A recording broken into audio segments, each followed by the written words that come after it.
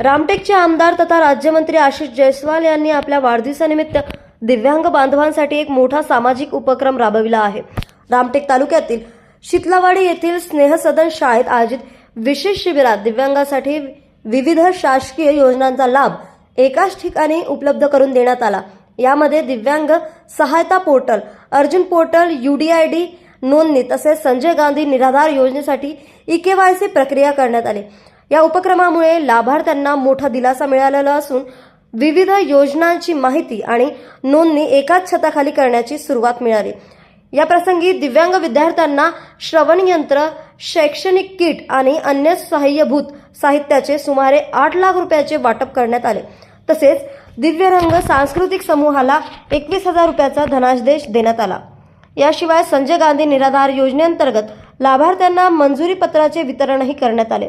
दिव्यांग विद्यार्थ्यांसाठी विकासासाठी शाळेत संगणक कक्ष आणि डिजिटल बोर्डासाठी 10 लाख रुपये तर साऊंड प्रूफ थेरपी कक्षासाठी सुमारे 8,51,000 रुपयाचा निधी मंजूर करण्यात आलेला आहे।